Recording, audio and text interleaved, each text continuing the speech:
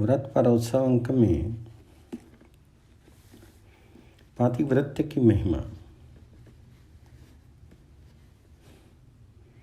स्त्री को ना तो कोई यज्ञ करने की आवश्यकता है और ना किसी व्रत उपवास की। पति की सेवा करने से ही वह स्वर्ग में आदृत होती है। नारी के लिए परम धाम पति लोक होता है। कन्या पानी ग्रहण के पश्चात चाहे पति जीवित हो या मृत, उसका अप्रिय कभी नहीं करेगी। मनुस्मृति में इसे ही पातिव्रत्य कहा गया है। पातिव्रत दो शब्दों के योग से बना है, पति और व्रत, अर्थात पति के लिए लिया गया व्रत ही शाब्दिक अर्थ में पातिव्रत्य कहलाता है। यह व्रत विवाह के समय लिया जाता है और नारी को इसे जीवन संकल्प मान करके जीवन पर्यंत इसका निर्वहन करना पड़ता है। मनुस्मृति तथा अन्य शास्त्रों में विवाह को गृहस्थ आश्रम का सर्वश्रेष्ठ संस्कार कहा गया है। विवाह के बिना मानव जीवन अपूर्ण माना जाता है। भगवती श्रुति में कहा गया है, विवाह ही प्रजातंतु है, इसे उच्छिन्न मत करो। विवाह का उद्देश्य स्त्री एवं पुरुष के मधुर पवित्र समन्वय तथा सामंजस्य द्वारा पारिवारिक, सामाजिक और राष्ट्रीय जीवन की सुव्यवस्था एवं सुख, स्वास्थ्य, शांति की रक्षा करता है। विवाह नारी पुरुष के लिए इंद्रियों की तृप्ति और भोग का साधन नहीं है, अपितु ये जीवन संकल्प है, जीवन व्रत है। यह जन्मांतर का संबंध है। दाम्पत्य प्रेम की पवित्रता का द्योतक है। विवाह में नारी का तप में स्वरूप निहित है और उसके पातिव्रत्य की गरिमा प्रतिभाषित है। विवाह के अवसर पर पिता के द्वारा कन्यादान और वर वधू का पानी ग्रहण शास्त्र वर्णित पावन जीवन धर्म है। मनुस्मृति में कन्यादान और पानी ग्रहण का विस्तृत उल्लेख है। शास्त्र में वर्णित है कि सृष्टि संचालन के लिए सृष्टिकर्ता ने स्वयं को दो भागों में अवतरित किया, स्त्री धारा और पुरुष धारा। देवी भागवत में कहा गया है, स्वेच्छा में भगवान स्वेच्छा से दो रूप हो गए, वाम भागांश से स्त्री और दक्षिण भाग के अंश से पुरुष बने। मनुस्मृति में स्त्री और पुरुष की मूल धारा को विवाह बंधन में बांध करके सृष्टि की गतिशीलता का प्रावधान वर्णित है। कहा गया है कि विवाह संस्कार के द्वारा स्त्री और पुरुष अपनी अपनी अनर्गल भोग प्रवृत्तियों को एक दूसरे में केंद्रीभूत एवं नियंत्रित करके आत्म संयम और आत्म त्याग के अभ्यास द्वारा एक दूसरे की आध्यात्मिक उन्नति में सहायक होते हैं। स्त्री के लिए पातिव्रत्य और पुरुष के लिए एक पत्नी व्रत धर्म सनातन संस्कृति का अध्यात्म में आदर्श है।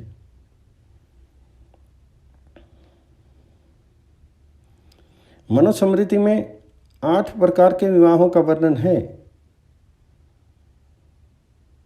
ब्रह्म, देव, आर्ष, प्रजापत्य, आसुर, गंधर्व, राक्षस और पिशाच, ये 8 प्रकार के विवाह होते हैं। ब्रह्म, देव, आर्ष और प्रजापत्य, इन 4 प्रकार के विवाहों से जो संतानें उत्पन्न होती हैं वे ब्रह्म तेज से युक्त होती हैं। इन 4 विवाहों में कन्यादान, पानी ग्रहण, सप्तपदी और ध्रुव दर्शन का विधान है। माता पिता यज्ञ मंडप में यज्ञ अग्नि को साक्षी रख करके अपनी कन्या का कर वर के कर में समर्पित करके पानी ग्रहण करवाते हैं। वर वधू 7 बार यज्ञ अग्नि की प्रदक्षिणा करते हुए सप्तपदी मंत्र उच्चारित करके जीवन संकल्प लेते हैं। कन्या के द्वारा उच्चारित एवं संकल्पित सप्तपदी मंत्र को ही पातिव्रत्य मंत्र कहते हैं। इसके पश्चात कन्या को ध्रुव दर्शन कराया जाता है। कन्या ध्रुव तारे को देख करके कहती है, ध्रुवमसि ध्रुवम त्वाम पश्यामि। हे ध्रुव, तुम अचल अटल हो, मैं तुम्हें देख रही हूं और मैं भी तुम्हारे समान अपनी प्रतिज्ञा पर अचल अटल रहूंगी। सातवां पग उठाते हुए पति कहता है, सखा सप्तपदी भवा। हमने 7 पग उठा लिए, अब हम दोनों सखा हैं। वेदों में परमेश्वर को सखा कहा गया है। सखा को मित्र से भी अधिक हित चिंतक माना गया है। इस प्रकार वर का परमेश्वर स्वरूप और वधू का परमेश्वरी स्वरूप एक ही प्राण के 2 स्वरूप हैं। जैसे एक रथ के 2 चक्र और एक ही पक्षी के 2 पंख।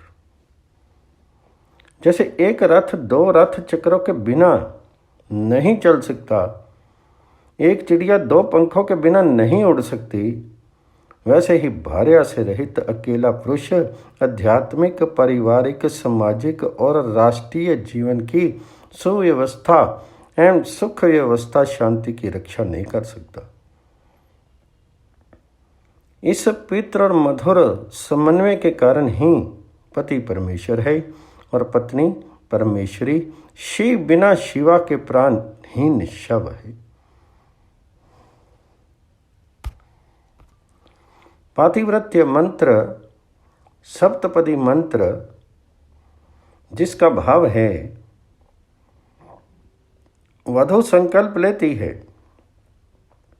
धन धान्य मिष्टान आदि जो कुछ घर में है सब मेरे अधीन रहेगा।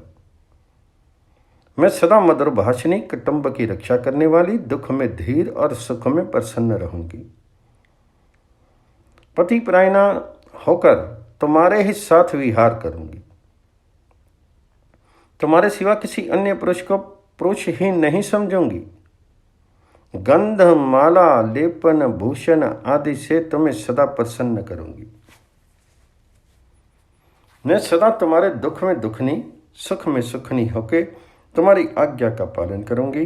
यज्ञ, होम, दान तथा सभी धर्म, अर्थ, काम के साधक कार्यों में सदा तुम्हारे साथ रहूंगी। मेरी इन प्रतिज्ञाओं में अंतर्यामी देवतागण साक्षी रहें, मैं कभी तुम्हारी वंचना नहीं करूंगी। तदनंतर वर वधू की इन प्रतिज्ञाओं को इन शब्दों में स्वीकार करता है। अपना हृदय मेरे काम में लगाओ, अपना चित्त मेरे चित्त के अनुरूप करो। तुम मेरे मन में अपना मन मिला करके मेरे वचन का पालन करो। प्रजापति तुम्हें मुझे प्रसन्न करने में प्रवृत्त करें। तुम पतिव्रता, धर्मपरायणा, सदा मदगच्चिता, मेरी आज्ञाकारिणी और अपनी प्रतिज्ञा के अनुसार कार्य करने में तत्पर रहो।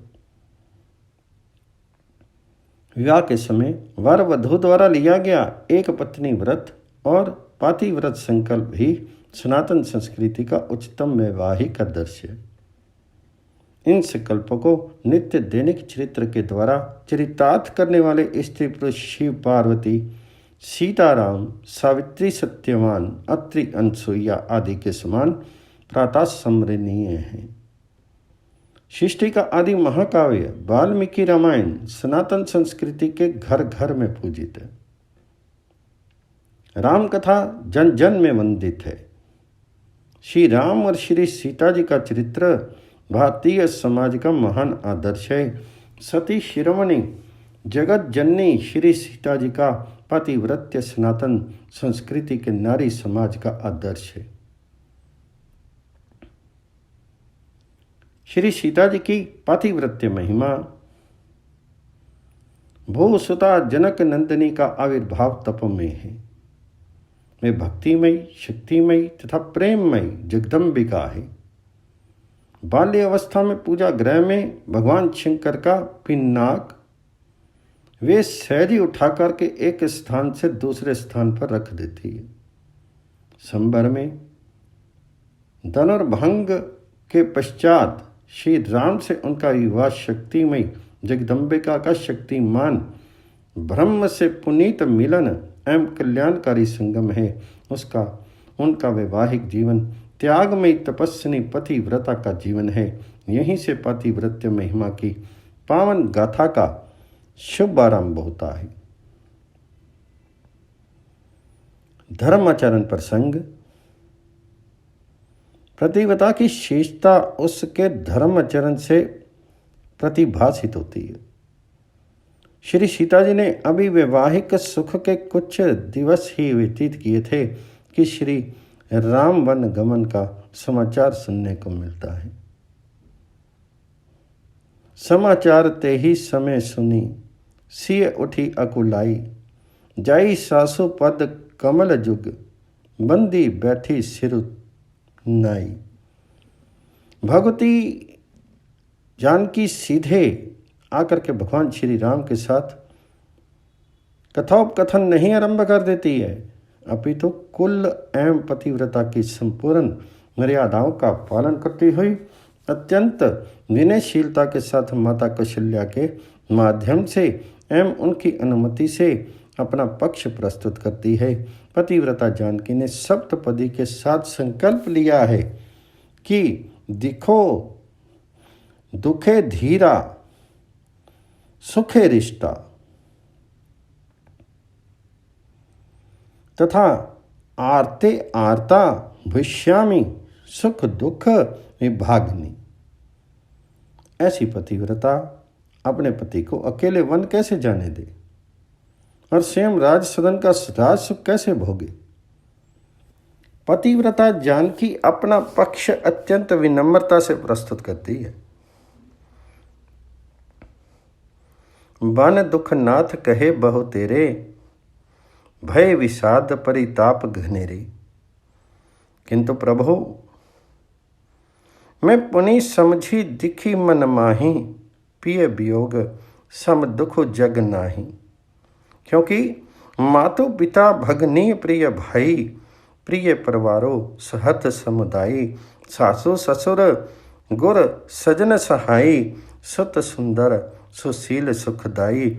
जहाँ लगी नाथ नेह अरु नाते, पिय बिनु ते ही तरनी हूँ ते ताते। और प्रभु आप ही सोच करके देखिए, नेस कुमारी नाथ बन जोगु, तुम ही उचित तप मो कहूँ भोगु। पतिव्रता के धर्माचरण का ये उच्चतम आदर्श है।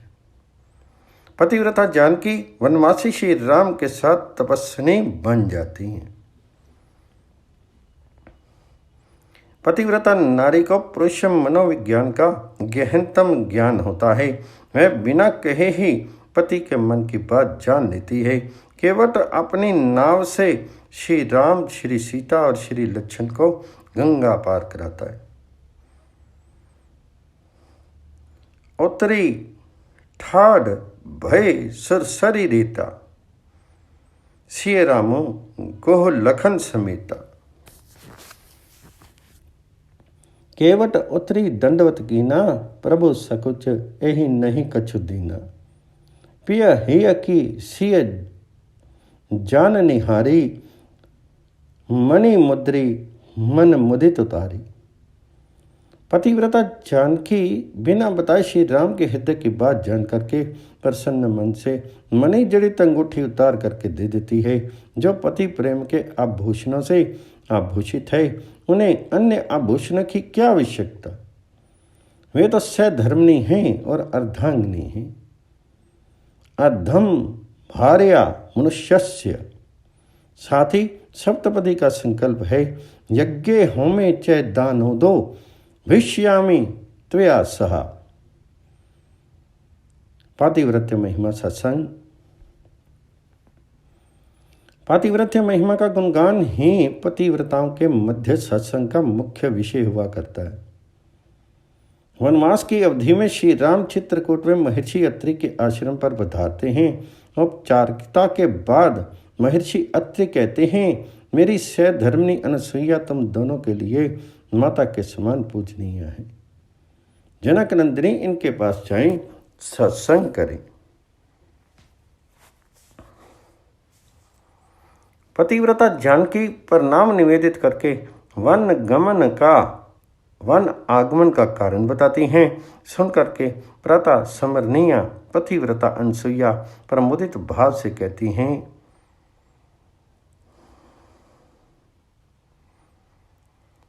न ग्रस्थो वनस्थो वा शुभो वा यदि वा शुभा यासाम स्त्रीणाम प्रियो भर्ता तासाम लोका महोदया दुशील काम ऋतो वा धनेर्वा परिवर्जित स्त्री नाम स्वभावा नाम परम देवतम पति।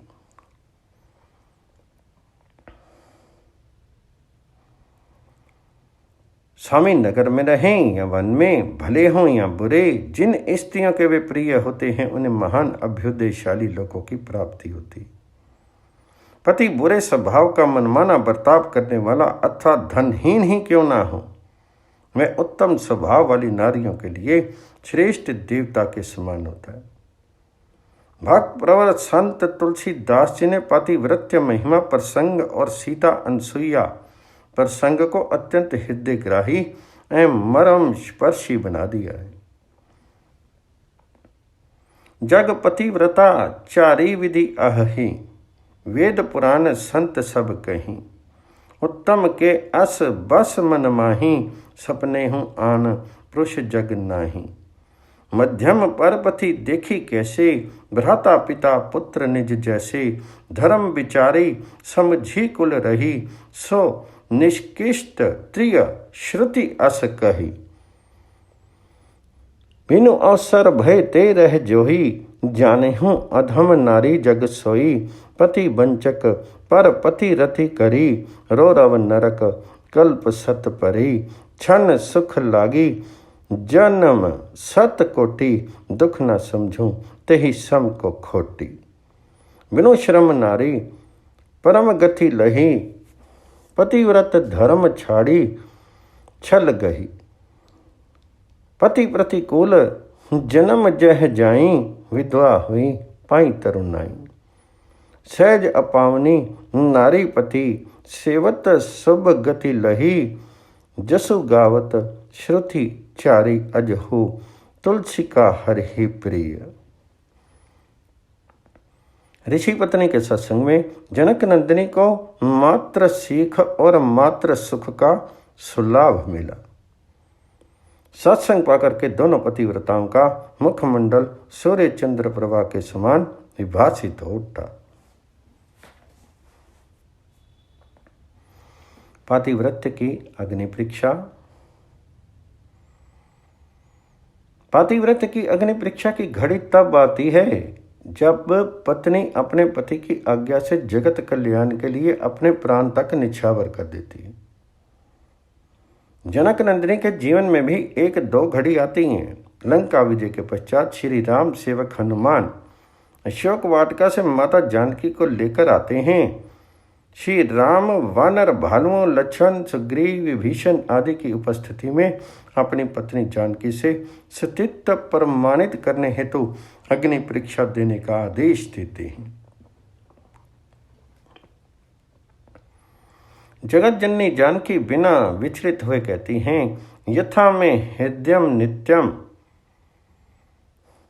नवसर्वति राघवात् तथा लोकस्य साक्षी माम सत्ता पातो पावका।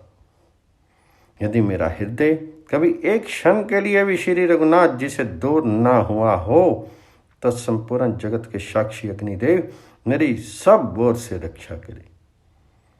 स्वयं अग्निदेव ने प्रकट होकर के सती शिरोमणि सीता का सतीत्व प्रमाणित कर दिया।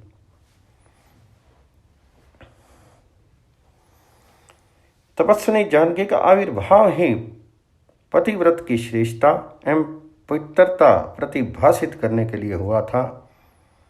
जनक नंदिनी को राज सदन का सुख मात्र कुछ समय के लिए ही प्राप्त हुआ। राजा राम के राम राज्य में प्रजा का निर्णय सर्वोपरि है।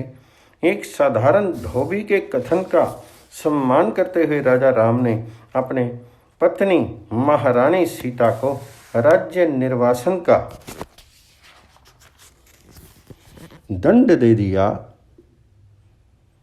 महारानी सीता पति की आज्ञा को परमेश्वर का आदेश मान करके पुनः तपस्विनी होगी। लोक धर्म का निर्वहन करके उन्होंने पातिव्रत्य धर्म ध्वजा को युग युगांतर के लिए समादृत कर दिया। गर्भवती जनकनंदिनी जानकी जी वन में भटकती भटकती महर्षि वाल्मीकि जी के आश्रम पर जा पहुंची। वहां पर उन्होंने 2 अत्यंत तेजस्वी शिष्यों को जन्म दिया, लव और कुश। महर्षि वाल्मीकि के दिशा निर्देश में शस्त्र और शास्त्र में पारंगत उन बालकों ने अयोध्या के जनमानस का मन मोह लिया। प्रजा परिषद ने महारानी सीता को आमंत्रित करने का निश्चय किया। महर्षि वाल्मीकि के साथ महारानी सीता का आगमन हुआ। राजा राम ने पुनः अपनी पत्नी से शुद्धता प्रमाणित करने को कहा। महर्षि वाल्मीकि ने भरी राज्य सभा में घोषणा की, मैंने सहस्त्रों वर्षों तक तपस्या की है। यदि सीता अपवित्र आचरण वाली हो तो मुझे उस तपस्या का फल नहीं मिले। महारानी सीता ने अपनी भूमाता से प्रार्थना की, यदि मैंने मन वचन और क्रिया द्वारा कभी स्वप्न में भी राघव के सिवा और किसी का चिंतन ना किया हो तो पृथ्वी माता मुझे अपने अंक में स्थान दी। और अंत में पृथ्वी फट गई। दिव्य सिंहासन के साथ पृथ्वी माता प्रकट हुई। भूसुता भूमिगत हो गई। देवों ने पुष्प वर्षण किए। अयोध्या की प्रजा अवसन्न रह गई। भगवती सीता ने पतिव्रत्य का जो आदर्श रखा वे आज तक अनुसरणीय है। वही आज भी सनातन संस्कृति के नारी समाज का मार्गदर्शक चरित्र है। यही व्यास वचन है, यही शास्त्र वचन है।